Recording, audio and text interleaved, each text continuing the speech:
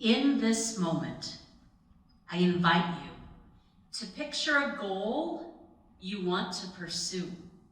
What would it feel like, be like to be there? Now consider where you are. What are the steps you would need to travel from here to there? Are those clear and defined, or a little more cloudy and murky? Today, I want us to consider the space, the place between where we are and where we want to be. Visualization exercises have been long documented as an effective way to help us get to that goal. As an organizational psychologist, I have come to a new appreciation that while I love the goals, that's not where I work. I work in the space between here and there, the space between where my clients are and where they want to be. It also confirmed in me a lifelong passion for the gaps, of looking in the space between here and there.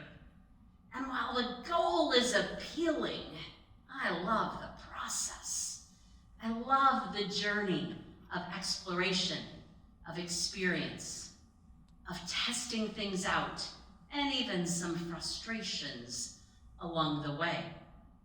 Actually, you can ask members of my family that once we've picked a destination, there might be some changes in my roadmap. In fact, often it includes a bonus 3-hour drive on low-maintenance roads with breathtaking views, all for the experience of getting there, when a 1-hour trip on the interstate might have been a whole lot shorter. It's been a theme present throughout my life. While the destination is there, it's the journey I love. And I recognize that growing up, it really comes from a space of watching my father. For 40 years of ministry, he knew his work was in the gap. He understood and was called upon to do his work in the space where people were. And much of that was in space that were full of hurts and hardship, of loss and longing. And he understood the power of being present. So much that we coined a phrase, pulling a Ward, W-A-R-D, his first name.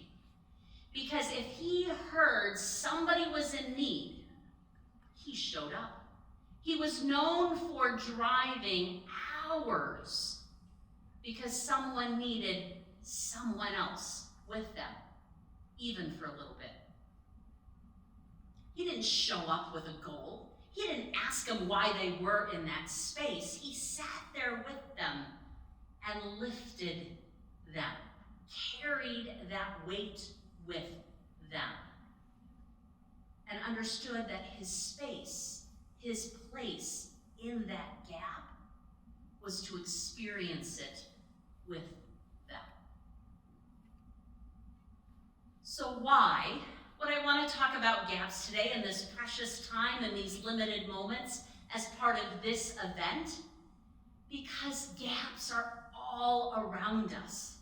By definition, they are an opening, a breach, a cleft, a break in the line of defense. They provide us opportunities and space between points and objects. They may even be an interruption of continuity, but they are an opening or the possibility. When I teach within college classrooms, our goal as part of a college is to get students from where they are to where they want to be. What do they want to learn? What do they want to accomplish? And likely that's graduation. And somewhere in that process, I try to offer some wisdom, some knowledge, some insight to help them travel that space, listening, leading, learning, supporting, from this space to that place. In teams, in companies, I'm often called upon because something is needed, whether that is a risk or a pain point or an opportunity for growth. I've come to find that my work in companies is really about the space, not the goal. They know the goal. I'm called upon to figure out a plan to help them get there. My role is to travel this space with them and figure out what the gaps are and how we get through them. Oh, we see gaps all the time. Look around your teams, your classrooms, our companies. Oh, we could imagine all the communication gaps on a list. Think about what they sound like to you. Why doesn't anybody just communicate better?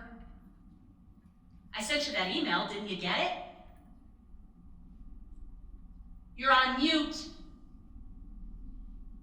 Think about where gaps show up in our day-to-day, whether it's planning, strategy, execution, whether it's senior leaders to frontline employees, from team to team, department to department, and if you've ever heard it was first shift, it was second shift, it was third shift, it wasn't us. There are gaps.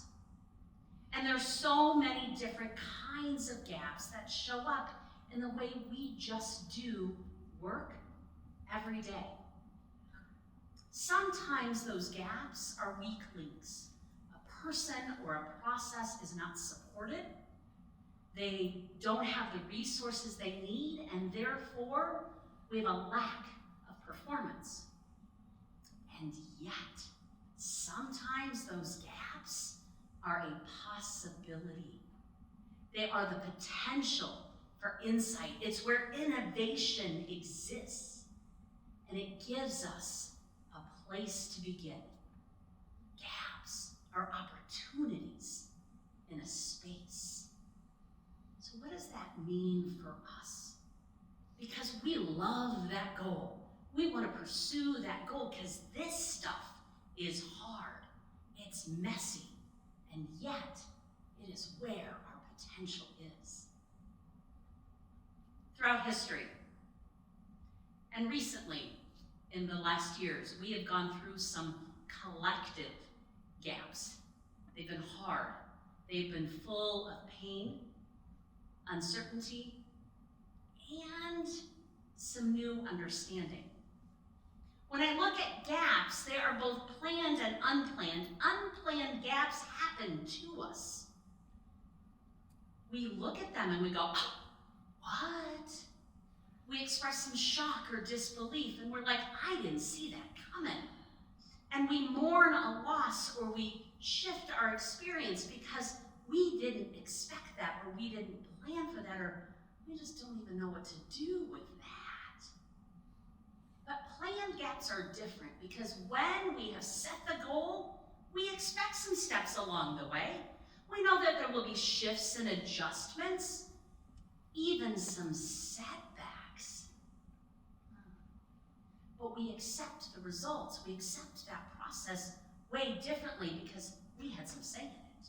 We knew it was coming. And once we get to that goal, it feels good. If we look back on the process, we might even say it was worth it. And after we've gotten there and we feel whatever that is we've accomplished, we even might do that evaluation to look back. Was the process worth it? We evaluate the gap with this cost. Was the toll worth the accomplishment? But we did it.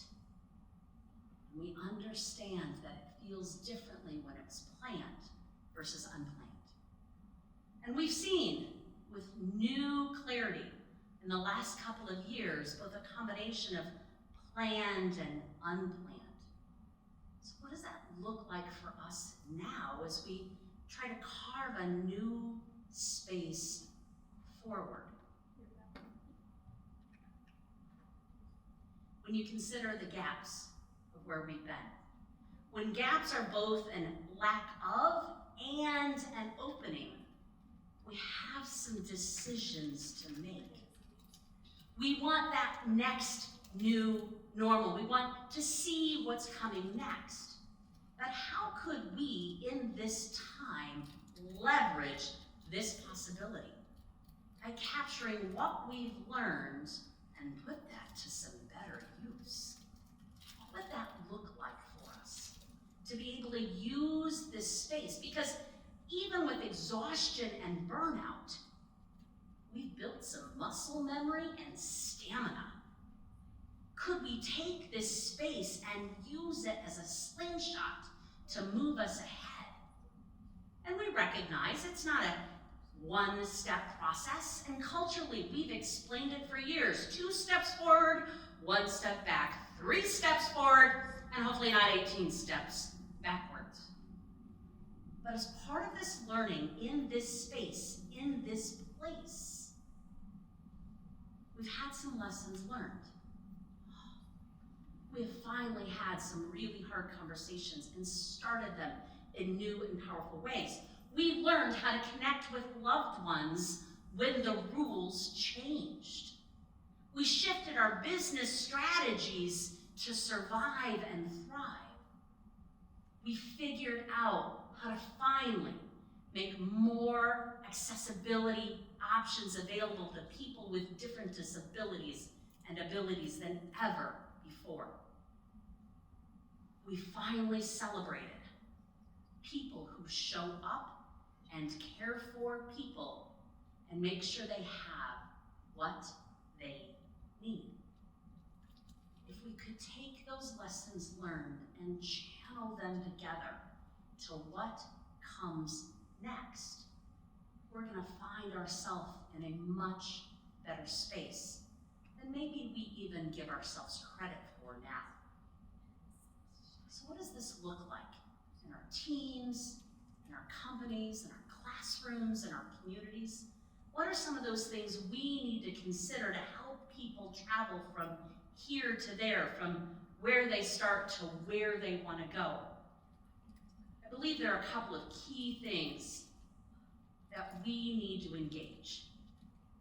Some new understanding about, because we know in a change management process, when something shifts, there are people who run with it, they take care of it, and you don't have to wonder. And then there's some of us in the middle. It takes us a little longer, but eventually we get there. And then, there's that other group. Nope, don't wanna.